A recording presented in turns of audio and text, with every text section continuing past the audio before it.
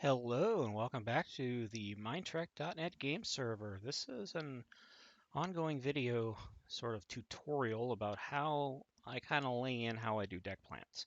So anyways, in the last episode we talked a little bit about how I kind of space out my corridor designs and everything else.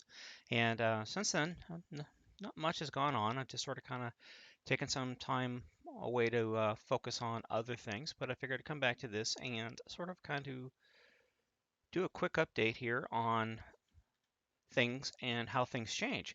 Anyways, this is a hangar. Yeah, I didn't realize that, or cargo bay, whatever you want to call it. So having that information, now I understand what I can do back here. For example, where these lines are right here, I would go ahead and I would remove these. And I would turn this into a large cargo bay slash torpedo launcher or whatever. And then this is an impulse bay. And what I would do with the impulse bay is I would try to make a plan to have the impulse bay cross over at some point so that the two impulse bays actually sort of link up, either through system connections or through a centralized corridor engineering stuff, much like what I did with the Enterprise D. When I built the Enterprise D, I designed it so that both impulse bays linked up to a center system that basically would also went to the center of the Enterprise D and also went all the way back to the drive hall as well. And that was a lot of fun designing that because it wasn't in any of the plans, but I included it anyways because there's a lot of neat things about the Enterprise D that I did to make it unique. And when it people remake it, I hope that they pay attention to a lot of that stuff because if they don't, it's going to come back to bite them in the bum, and they're going to end up having to do a lot of redesign work for whatever ship they build. And following the plans is sort of a starting point on any build. So if you have plans for a Constitution class, you can follow the plans exactly. I mean, there are 5 or 6 sets out there now, but a lot of the fun comes from using the plans as a basis and then modifying from there. And the best way to do it is to lay out your basic plan first and then go back and make the changes you need to make. So typically what I would do with a design like this is I already know pretty much how and what I'm going to do with it. But to go back after I do that and lay in specific changes like the impulse bay, this cargo slash hangar bay, things like that. Would be things that I would do both as I set out to design the ship and later as I've laid in the basic design to go back and tweak and make adjustments for. Now, in this case, didn't catch it that this is actually a hangar. So what I would do is I'd pick a good center point between. So the door is here, so I would pick my center point right here, my wall point, center point, whatever you want to call it. And I would just go ahead and plumb this in like so. Now again,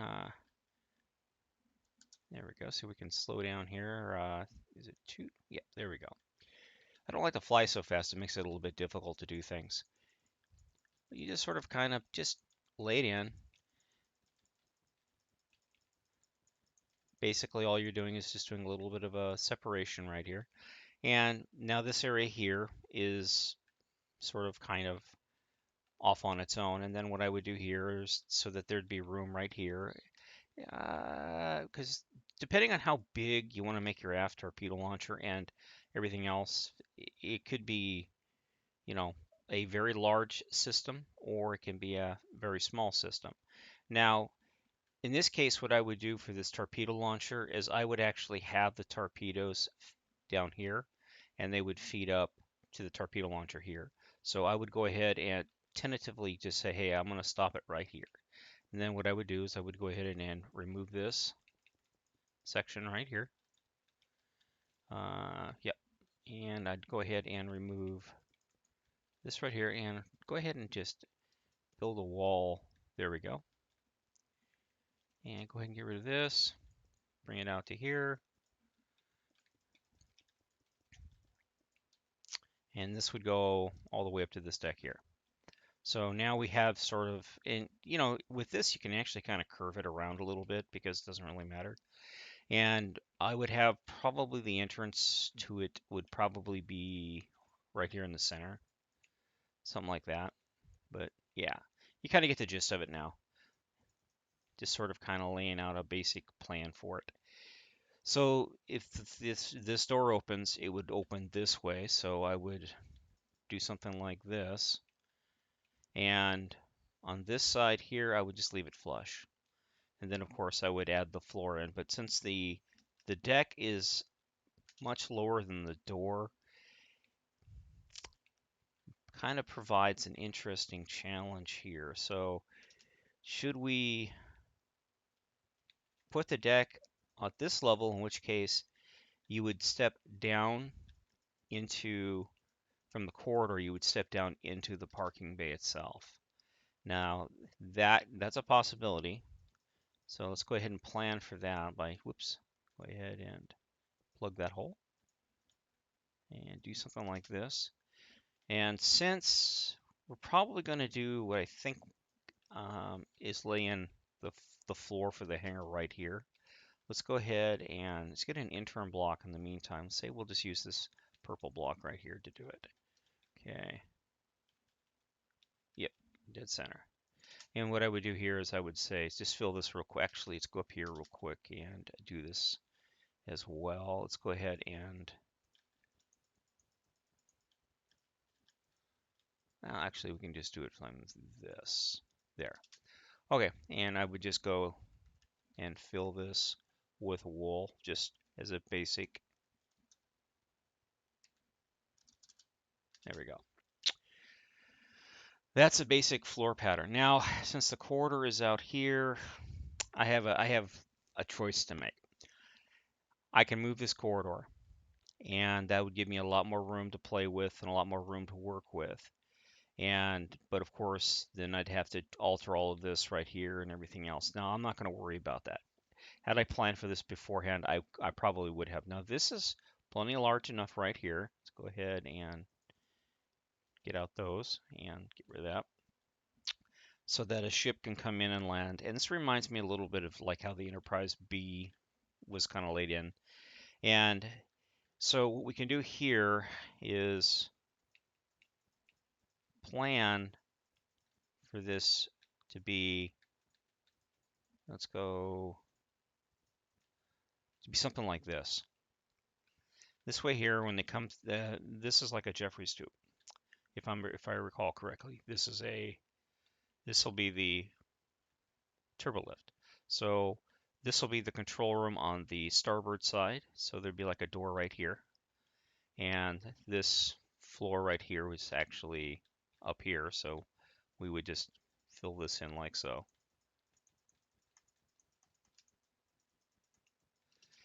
And if you get down in, you want to step down in there, put like a couple of stairs like right here. Actually, we'll just put these down for right now, just temporary. So temporarily, this is how I would lay it in. So this will be the hangar. This will be like a little cargo area crossover, and then I could extend the turbo lift if I wanted to come down here. But really, I hate that because then you have like a turbo lift that comes down about half away, then comes into a room. I'm not a big fan of that. But in some cases, you don't have a choice for that. Another option would be to adjust the door and raise the door up so that everything's on the same level. But given the artistic nature of this right here, that's not going to be a choice. So yeah. Anyways, but yeah, so that's pretty basic about how to do that. Now the impulse engines and everything else, this is the way they'd laid in. So again, again, I can follow this angle if I want to lay in a corridor heading out at an angle, and then I would go ahead and extend this wall to here, and this would just be a room, part of the impulse bay, I guess, and then the impulse bay could be extended into here. I'm not going to do that with this case. In this case, I'm going to leave the impulse bay this size right here, and I'm going to plan to do all the stuff as far as interconnects and everything at this level up here, because I have all this room up here that I can use as well. So why not plan to use that for something? Now, another option would be to move your turbolift up here and then have your turbolift go along the top here and then come in and go down right here. That's another option because this can be an automated torpedo launcher where you only need access to one side of it on the port and starboard. So if I really wanted to, gain space, I could move the turbolift up to here and have the turbolift go along here. But I wouldn't do that because again, there's only 2 block spacing right here. So the top of the turbolift would literally be this. I don't like that. But I can also, lower this level down by 1 and layer that and everything else. Something like I'll show you here real quick. So what I would do is I would make this the base of the turbolift, and then I would go down 1, and I would just go along like this. And that means this roof would be right here through this section of the build, which is fine because it gives you one with more than enough height. There's 4, 5, 6. So I don't think most shuttles are taller than 6 in this case. And then of course the turbo lift would just go straight down from there. And by that right, you still have all this room right here, but in order to facilitate this, you'd have to extend it forward to right about right here and have it come up like so, and then go along here like this. Now, I'm not a fan of this. I'm not a fan of that, but that's just one option. And again, instead of having it come all the way back here, we could have it go down right here. And this probably would be the better option. And move all this here out of the way. And just have it drop down right here. And then it would go all the way back to about right here, then go back down. So either way, as a designer, you can go.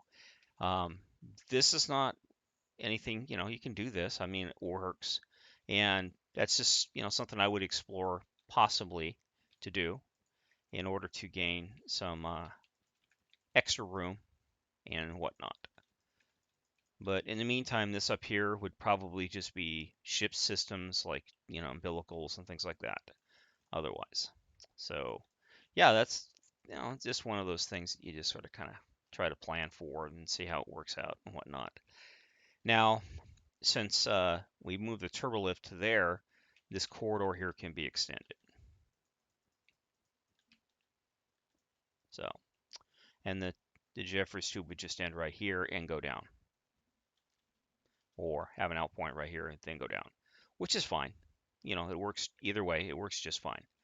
So that's a couple of changes you can consider there. But it gets by doing this and start planning for it, you kind of start thinking of alternate ways to route things.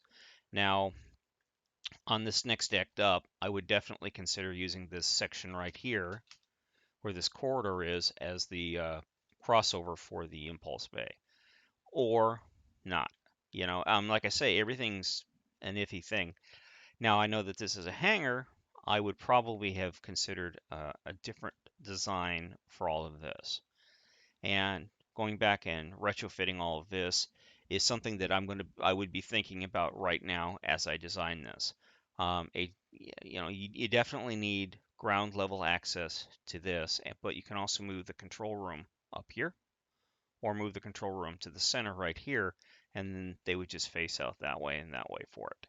This is not a really good spot to have a hangar on a saucer right next to the impulse engines, mainly because if the ship's under thrust, you have a very narrow window to approach the ship, because otherwise you'd be buffeted by the impulse engine. So this location is more for an aesthetic than not.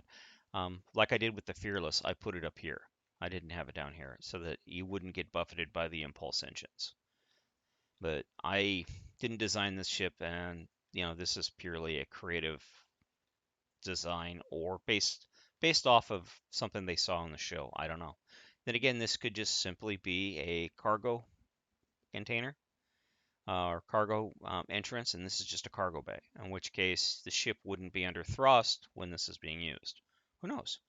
Knowing what things are is a big step forward towards knowing how to design for them. So intermittently to gain space, again, this corridor would probably get moved up, and all this down through here would be converted to partially impulse bay, and I'd have the corridor come in and then come down and then into the hangar bay here. So this whole section here would actually just be related to the hangar bay and or cargo bay. And then this section right here would all be dedicated to the impulse crossover.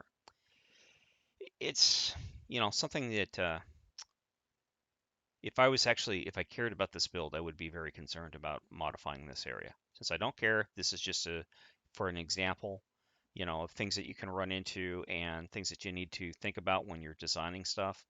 This is a perfect example for why it's important to know what the exterior is, what things on the exterior do for the interior. So, lesson learned. Very important.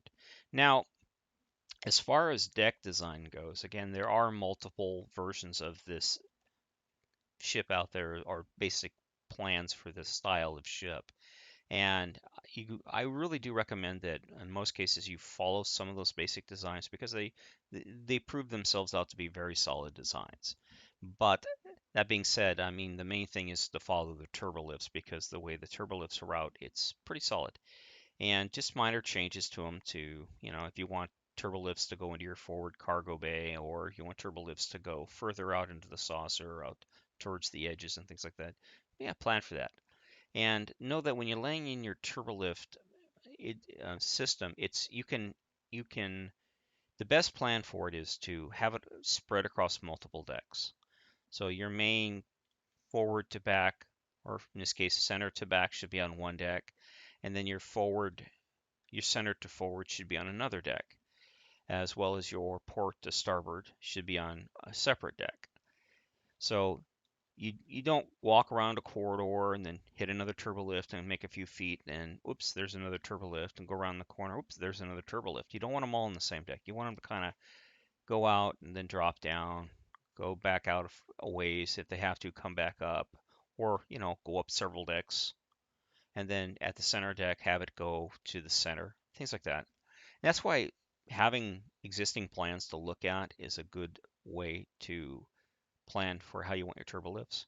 And also for your Jeffries tubes, it's pretty much with Jeffries tubes is you want to stick them in places you can't stick anything else. Like over here, there are, say, like right down in here and stuff. This is only too high, but I would convert all of this to like tanks, or armor, or ship systems that would fit in this area right here. But if it was just a little bit taller, I could fit it, right along through here. I could fit in a Jeffries tube that goes all the way around the saucer of the ship, and then I would link it to various Jeffries tubes above and whatnot. A good example of how I did that is with the Exodus build. Go tour the Exodus build and see how I laid in all the Jeffries tubes on that build. And again, that's based loosely off of the motion picture, but I did take a lot of creative license with how the interior is laid out in it because even though it's loosely based off the motion picture Enterprise, it's not a complete copy of the motion picture Enterprise or the deck plans for it because that is a much larger ship than the one you see in the motion picture. So this being said, we now know that the phaser array for this can go one of two ways. It can stay on this deck 5 and come back, or it can go from deck 5 and include deck 6. That's really just how you want to do it. Now, I've seen some pretty cool designs where the phaser array is basically a system like this, or like I usually do, I call it the D-bomb system, which was phasers that he designed for the Voyager, and that's what I usually use on all my builds because it's consistent. But I have seen some pretty new ideas and concepts for phasers, and they are definitely worth exploring. So don't limit yourself to somebody else's design. If you got a cool design, follow through with it. I mean, that's the beautiful thing about Minecraft is you can build however you want to build your way, and if it doesn't work, you know, break the blocks and try over again. It's no big deal. Now, this would be a main deck, and these two decks would be main decks. So if I were to continue this out, we know that this is an inner wall, so I would go 1, 2, 3, 4, 5, 6, 7, 8, 9, 10, 11, 12. This way here, between this corridor wall and this corridor wall, I have 10 blocks to work with. Same thing in here, same thing through here, same thing through here. Consistence, you want the same size pretty much all the way around. Now, some halls aren't going to allow you to do that, obviously. Now, when we come out to here, we're not going to get a lot of room between here and here. So we come over to 3 and then count 2. All we're going to get in this area here is 1, 2, 3, 4, maybe 5. Okay, because you might want an inner wall in here. So I'm going to say 4. And then my inner wall would be right along the edge like this. Since this right here is the floor, I don't have to worry about it. So actually, we can get rid of that. This would all be floor through here. And it's not a lot of room, but it's enough room to do things like, make an office. You can make a small crew quarters through here because you do have the space for 5. Now, another option would be to make this one 8 and this one 8. Split the difference, but then you're really cutting yourself short. And I've seen that happen. I've actually had to make that decision before in other builds. It's ugly. Don't do that. Try to stay consistent. And a good way to do it is also go from your center point, go in, and decide how many corridors do you want and how large you want the space between the corridors to be. Now, this one looks like 1, 2, 3, 4, 5. Now you can make this 4, then you can split the difference between the space of the corridors. So instead of being 10, they could be 12, or 11. It just really is how you decide you want to lay things in. Now in the center wall here, because we don't have a sand drop, we can do one of two things. We can consistently follow this pattern all the way around, or we can sort of eyeball it based off of this outer edge here. That, again, really depends on what you decide you want to do. For me, what I would do is say, okay, I would count from the center point all the way out to this one right here. And then I would, of course, stand in the center and I would say, fill from that number to here, say it's 70 blocks, fill 70. And that would give me an edge to follow around. And then I would just do a sand drop. So let's go ahead and let's figure what that is to this point. So we'll come all the way forward here.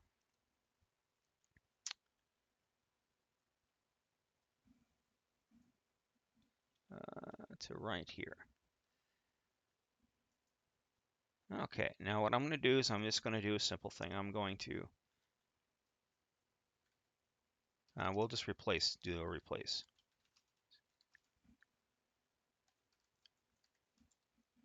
Oops, try that again.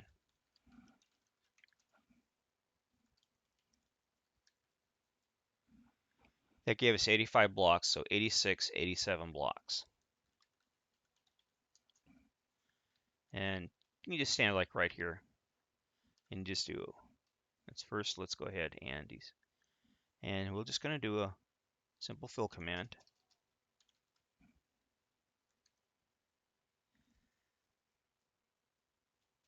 If I got to remember my command, so this may not be the correct command. Yeah.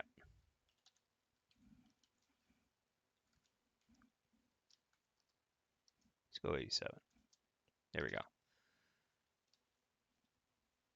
And because I'm going to replace all this anyways, get rid of all this anyways. So it doesn't really matter because I'm going to undo it. So we're going to go to the center here and we'll see how well it lined up to that. Yeah, right up to it. All right, so what I would do now is I would just go ahead and grab sand or gravel, whichever one you prefer, and I would just walk along the edge here.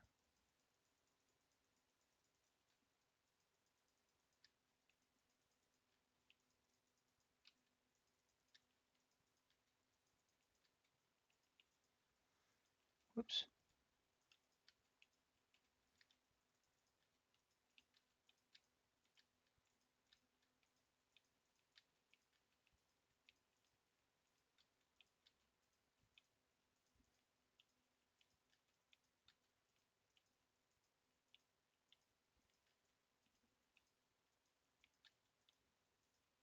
There we go. And then just do an undo. And wait for it. Wait for the lag to stop. Gotta love World Edit. So there's our basic inset right there. Now, I don't see any RCS thrusters here, but there's like a room right here and whatnot. So let's give our system here a minute to clear up the Java trash. There it goes. Come on. You know you want to clean up that Java. Come on. Ah, sorry. It's on the inside.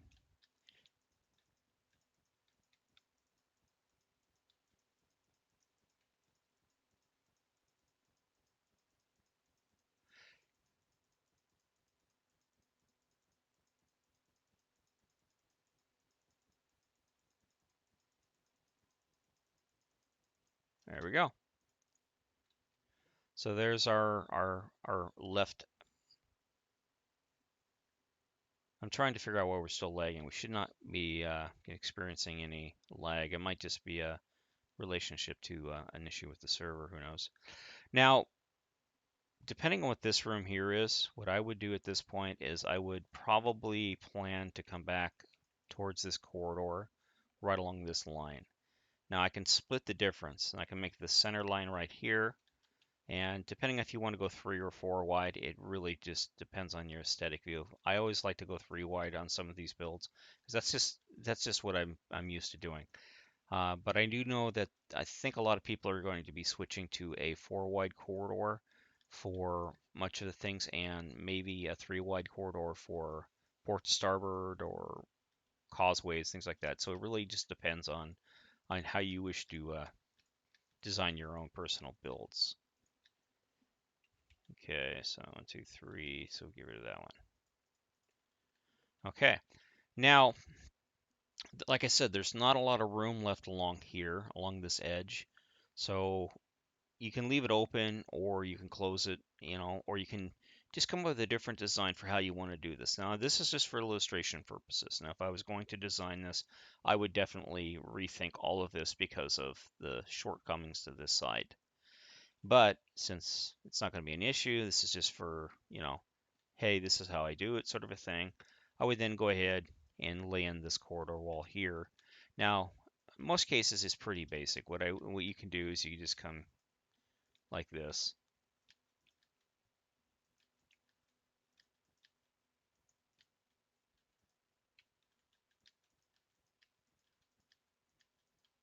As the corner gets tighter, it's easier just to go ahead and follow it through all the way to the end here, like so. Now, I would go ahead and extend this all the way up as well, just so I know that this is probably going to be one big room here. And same thing on this side, figure out a good spacing point. And in this case here, if you want to extend the side of the impulse bay, you can do that or whatnot. Let's go ahead and get rid of this stuff here because we know it's not going to be needed. It's no longer going to be a part of the corridor. And then that leaves you the space right here to do what you want to do. So if you want to make this one big room, you can, or you can break it up into, a couple of smaller rooms. It's just really something you can think about. And the same thing here, you can follow this all the way over to this corridor as well.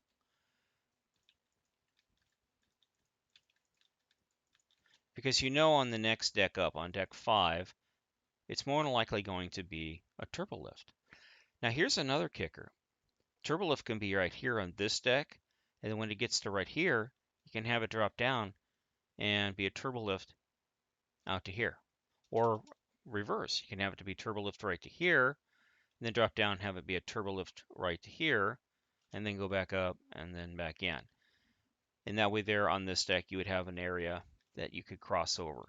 You would locate your corridors in a different location. Again, it's purely just, it really just boils down to how you want to design that. So this is just for, pure educational purposes, just how you want to do it. There we go. like so. There you go. Now you have your nice little cross section here. Um, in a case like this, because of this down here doesn't really need, but up here is definitely going to be a spot you'd want to consider how you lay out your corridor. Now in this case here, um, I would go ahead and just extend it all the way over to here, and then I would make this a separate room. And same thing on this corridor right here, like that. And then just go along here and lay in this corridor wall like so.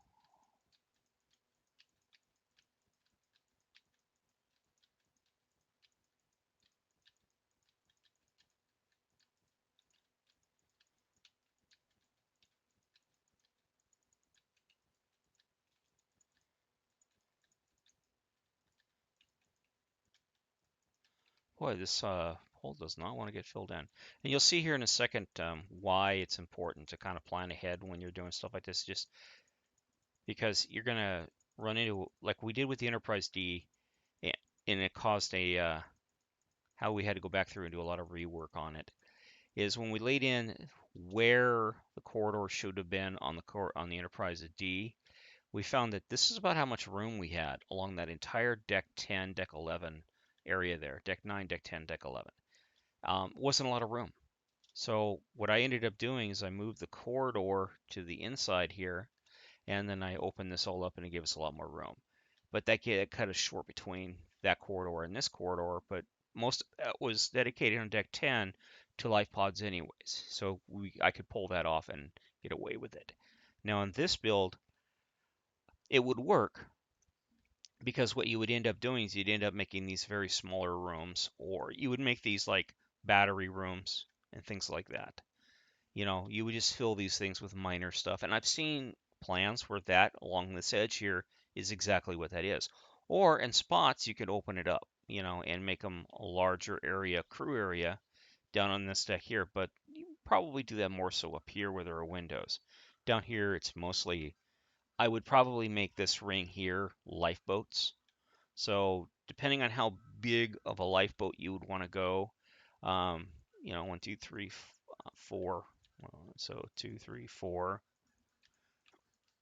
And you can extend your lifeboat out to a five because why not? So you have a lifeboat that's a 5x5, but that's what I would put along this outer rim as much as possible. And you're gonna find out where two, three, four, five, two, three, four, five.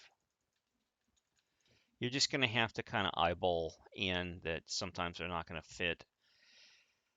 It's just one of those things. So in areas where you can put the lifeboats, you put the lifeboats. In areas where you can't put the lifeboats, you know, two, three, four, five, two, three. See, right there would be a lifeboat. And you don't want that. So yeah, again, I would definitely, if I was laying this out as a personal build, I would consider, coming up with a different spacing, for this through here. That's just me.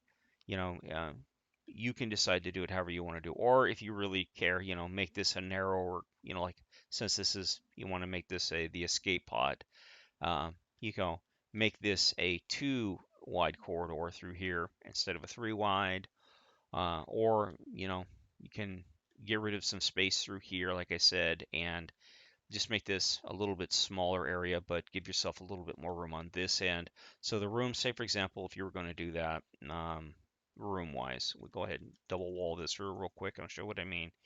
Your room would say you'd come in here, and standard crew room would be something like, actually it'd be more like this.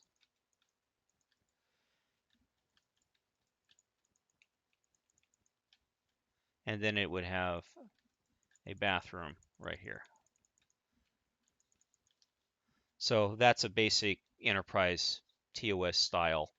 Actually, right here would be the closet. This would be the bathroom. This would be the closet. This would be the sleeping area, center point, and then they had like a little desk either right here, and a chair right there, or the desk right here, chair right there. However you want to lay in the crew quarters. and then you would just double wall this through here like so. But you would lay in all your basic your room pattern all the way around first, so you know exactly how much you have to work with. And then, of course, you would just move your corridor like so, and then you can extend this down, and then it can become a much larger escape pod, or again, you can just flip it over and use it as crew quarters. It's really, again, up to how you decide you want to do that. And having so much space on this build, yeah, it's a lot of fun. Now, again, you have little things like this right here. Now, what is this? Well, this is a landing gear for this particular ship. That's actually a landing gear. Now, in the Enterprise E, it it was going to be a landing gear for that ship as well, but I think later on we decided it was going to be a hatch, and then I think I finally realized I was just going to start calling it. It's just a big heat exchange. So yeah, keep that in mind too. If you're building out like the Enterprise E, just make this thing a big heat exchange. That's what I would do. Now in this build, it has to be a landing gear because that's what it is in the actual plans. And because in the old TV show, the saucer would detach from the star drive and then it would actually land on a planet. They didn't have transporters. But in the 60s, it was a TV show. You know, they had to budget. They couldn't have the special effects of a saucer landing every show. So they came up with a transporter. That's how they did it. But yeah, if I were going to space this out at one point, I would probably shorten this down or do something and make one of these corridors a Jefferies tube going around the entire saucer. And that would give me a little bit more room to work with, and that would probably fix all my spacing problems out along the edge here. I would definitely rework this area right here and come up with a different pattern for how I'd want to do the interconnects down here and whatnot. But again, all that comes from knowing what things are on the exterior of the ship or planning for those ahead of time and not just winging it like I did and just come in like I'll do this. Actually knowing that you have a room here, a hatch up there, cargo bay over there, uh, maybe a cargo bay up here, maybe not, you know, things like that. You got to plan ahead for that. And that is the most important thing I could really say. The years that I've been building a ship, do your exterior first. Build your exterior first.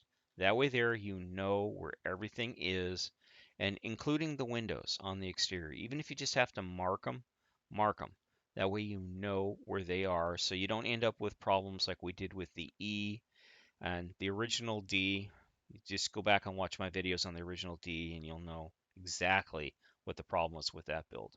But with the E, when I went back through and I rebuilt the Enterprise E, um, all the windows were put into the hull, and I had to literally adjust the interior design of the ship so that the windows made sense. And in some locations, the locations of windows were literally there's a window right here on this deck, and then that's the bottom of the ship. So there was no reason to have a window there, but it was there in the model, so it's got to be there in the build. But I tell you, that kind of stuff is very frustrating. A good example of fighting Windows is what happened with the last big Voyager build on this server. Positioning of Windows, yeah, it kind of got in the way of a lot of other things. But thankfully, we overcame it because we built a few Voyagers in the past, so we had a good idea of how to correct for those problems, and we did. It took us a while, but now the windows are hopefully in positions that they won't conflict with interior spaces. Rather, the interior spaces have been modified so that they won't conflict with the windows. It's a give and take. Anyways, I do hope you have gleaned something from my rambling rant on this video. If not, hit that like button for me anyways. Tell me how much you like me not teaching you anything. There you go. Anyways, have a great day and thanks for watching. Bye bye.